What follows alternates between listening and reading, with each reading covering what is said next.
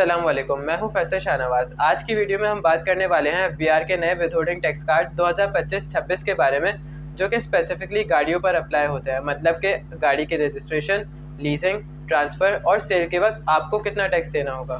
Federal board of revenue (FBR) ने tax year 2025-26 के लिए नए विथहोल्डिंग टैक्स कार्ड इशू कर दिए हैं और ये जो नए कार्ड हैं ये 1 जुलाई 2025 से लेकर 30 जून 2026 तक इफेक्टिव रहेंगे।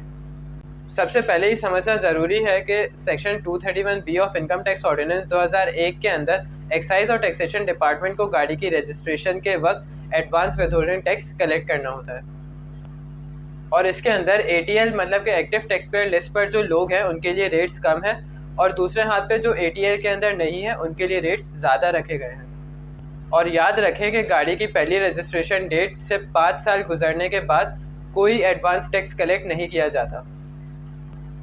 लीजिंग कंपनीज और स्केड्यूल्ड बैंक्स को भी ये रूल दिया गया है कि वो नॉन ATL लोगों से गाड़ी की वैल्यू का 4% एडवांस टैक्स कलेक्ट करें और अगर गाड़ी की रजिस्ट्रेशन 5 साल के अंदर अंदर ट्रांसफ़र होती है तो तब भी प्रिस्क्राइब रेट के मुताबिक एडवांस विथहोल्डिंग टैक्स देना होगा। इसके अंदर कुछ एग्जेम्पशंस भी दी गई हैं जहां पर ये टैक्स अप्लाई नहीं होता, जैसे कि फेडरल और प्रोविंशियल गवर्नमेंट की गाड़ियाँ, लोकल अथॉरिटीज़ की गाड़ियाँ और इसके अलावा डिप्लोमेट्स की गाड़ियाँ।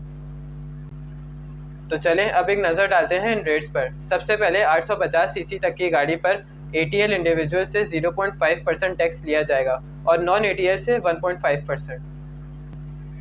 और इसी तरह 850 सीसी से ज़्यादा और 1000 सीसी से कम की गाड़ी पर ATL से 1% और नॉन ATL से 3% टैक्स लिया जाएगा। और इसके अलावा 1000 सीसी से ज़्यादा और 1300 सीसी से कम की गाड़ी पर ATL इंडिविजुअल से 1.5% और नॉन ATL से 4.5% टैक्स लिया जाएगा। और इसी तरह 3000 सीसी से ऊपर वाली गाड़ियों पर ATL इंडिविजुअल से 12% और नॉन ATL से 36% टैक्स लिया जाएगा। इसके अंदर कुछ फिक्स्ड अमाउंट्स भी हैं जो कि स्पेसिफिक इंजन सीसी कैटेगरीज पर अप्लाई होती हैं, जिसमें 5000 से लेके 187,500 तक का एडवांस टैक्स देना होता है। इसके अलावा लग्जरी गाड़ियाँ जिनकी जो कीमत है वो 50 लाख रुपए से ज़्यादा है, उन पर 3% एडिशनल टैक्स भी देना होता है। FBR ने नया विथहोल्डिंग टैक्स कार्ड इसलिए इंट्रोड्यूस किया है ताकि पाकिस्तानी ऑटोमोटिव इंडस्ट्री में कंप्लायंस बढ़े, इसके अलावा डॉक्यूमेंटेशन इम्प्रूव हो और इसके साथ साथ रेवेन्यू बेस जो है वो भी ब्रॉडन किया जा सके। तो दोस्तों, आपका क्या ख्याल है? क्या ये जो नया टैक्स कार्ड है ये बायर्स पर ज़्यादा बर्डन डालेगा या सिस्टम को और ट्रांसपेरेंट बनाएगा? हमें कमेंट्स में ज़रूर बताएं। अगर आपको वीडियो पसंद आई तो वीडियो को लाइक करें, शेयर करें और चैनल PK रेवेन्यू को सब्सक्राइब करें ताकि आप तक लेटेस्ट अपडेट्स बर वक्त पहुँचती रहें। शुक्रिया।